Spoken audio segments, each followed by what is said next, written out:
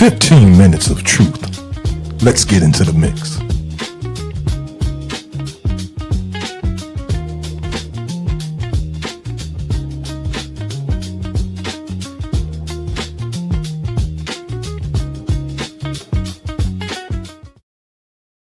Hey, welcome back to the Daily Mix, y'all. I'm your host, Omari Jahi, and I'm coming to you right here out of Chicago, Illinois. Hey, have you ever sat across a chessboard? You know the rules if you have. You can lose a knight, your bishop, your rook, and even your most valuable and most powerful piece, I should say, the queen, and still keep playing. But the moment the king falls, the board is cleared. It's the game over. Today, we are talking about, or we're taking that piece off the board, or we're having a conversation about that, but we're taking the board away altogether and applying it to this game called life. Specifically, the dynamics between the man and the woman, the male, the female, navigating a marriage that spans a quarter of a century, teaches you that this isn't about who is better or who's the boss. It's about structure. The queen is the most powerful force in the game. I'm going to say that again. The queen is the most powerful force in the game. She moves everywhere. She protects, she attacks. But the king is the most valuable piece in the game. I'm going to say that again. The king is the most valuable piece in the game.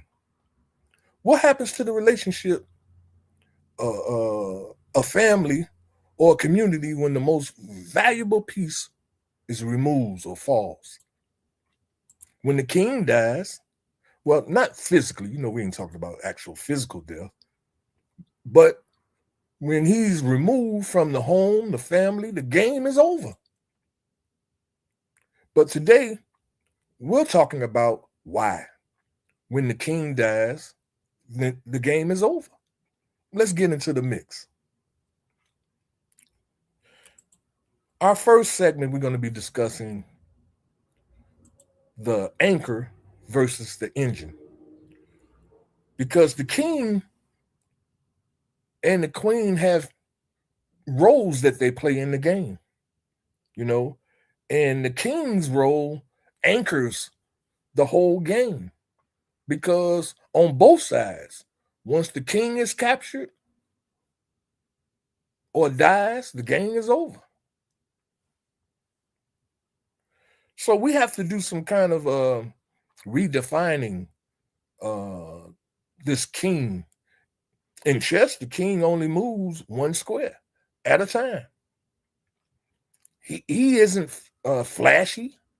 He isn't doing all the heavy lifting across the board. In the relationship, the man's role is often about keeping the ship steady. This is where the term, I know some of y'all have heard it, man the ship, comes from. He's the anchor, the law, the enforcer, but the power of the queen,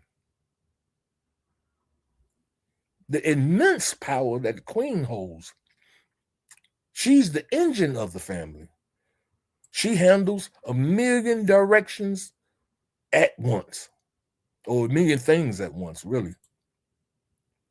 But the queen's entire strategic purpose, my tongue is getting tired, on the board is to build and protect the kingdom with the king. I'm going to say that again. Her entire purpose in the game of chess, and even in life in general, because we're talking about the same thing, is on the board is to build and protect the kingdom, which is the family, with the king. The death of the king is a whole nother thing now, because in modern relationships, The death of the king looks like this. When we look at systematic racism, the prison industrial complex, economic redlining, and shifts in social messaging and devaluing the male role, the king did not die. He didn't just die, he was exiled, extracted, or rendered obsolete by the rules of the game. Now, in real chess, we understand that the king is not obsolete or ruled obsolete, but the object of the game is to get rid of the king. That's the whole object of the game, is to get rid of the king. Now, I know I hear some of y'all talking. I hear that that's just a game. You just pick that game because it fits what you're saying. Then other games don't have anything to do with relationships or life like that.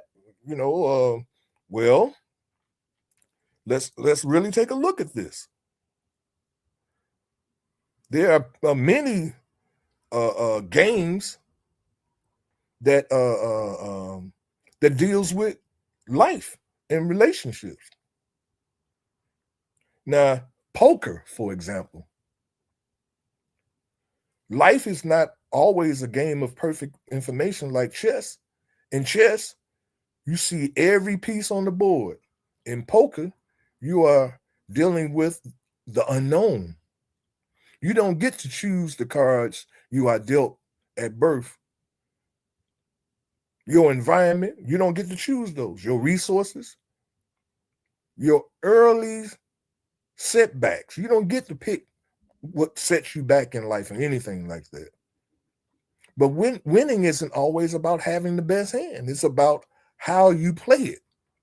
It teaches emotional control, risk management, reading the room, and the wisdom to know when to hold and when to fold them and walk away. These are life's lessons, but this is a game called poker, right? Backgammon. Backgammon requires intense strategy, but every single move is dictated by the roll of the dice. This is the ultimate representation of navigating the uncontrollable. You can do everything right, make the smartest moves, and build the best strategy, but life, the dice, might still hand you a terrible roll. Backgammon teaches resilience. It forces you to constantly adjust your strategy in real time based on circumstances completely out of your control. Now, if these are games that deal with life, don't try to make it seem like I just picked chess because it fits what I'm trying to sell or whatever. I'm not selling anything. I'm just showing you a comparison between the game of chess and this game called life. So this game called life, you can't win it alone. We can't win the game of life playing alone. But now a chess game, you got two people playing in that game. One person is going to win, one person's going to lose. So a person playing the actual game of chess, they can play that by themselves. But the game called life, you can't win it by yourself. When a man or the king is removed from his responsibility on the board, then the queen is forced to serve as both king and queen. Now, this is in life. If the man is not in the household because they said to get public welfare, you can't have a man in the house. If the man ain't in the house, because he can't get along with the woman for some reason, because society says she don't need him, because she's doing real good without him. She can go she got an education, she got a degree and all these things. And so he's not stepping up to the plate and being what society says he should be. and so he's not in the home, guess what? Game over. She can step into the king and play the king role and the queen role. She can do that because she is powerful. But it exhausts her. And she's no longer playing the games she signed up for. The partnership is efficient. I mean, it's efficiently over or effectively over. And it causes what is known as a ripple effect. See, in the community even, it has an effect, a ripple effect on not only the community, the family, the relationship between the man and the woman. It has an effect. When men are removed from the game, it doesn't just end the game for the marriage. It leaves the next generation without a blueprint. The pawns, who are the children like, are left unprotected on the board. So I think we got about 4 more minutes. I want to call our sisters to action. For all the sisters that are listening to me right now, check the rules of the game called life. True kingship is about service, stability, staying alive in the fight for his family, staying alive. So as we clear the board today, I want to leave you with this thought. A successful relationship is a masterclass in strategy, patience, and mutual protection. You heard that word? Mutual protection. If the woman is all powerful, she has a way of protecting the family just like the man has a way of protecting. But understanding that way, that's where we lose. This is why in the scripture say, with all that getting, get an understanding. You know, most times we don't understand how to use our power. We got it, but how are we supposed to use it? To the queens out there, your power is undeniable, but you must use the power for the purpose of protecting the king and by any means necessary. Many of his enemies look like friends and relatives, but once you become a wife and a mother, your responsibility becomes to them, your family. And to the kings, your presence is the foundation. If you don't fight for your right to lead and head your family, then the game's over, bro. If you let your spirit and your drive die, the kingdom falls with you. Stay in the game.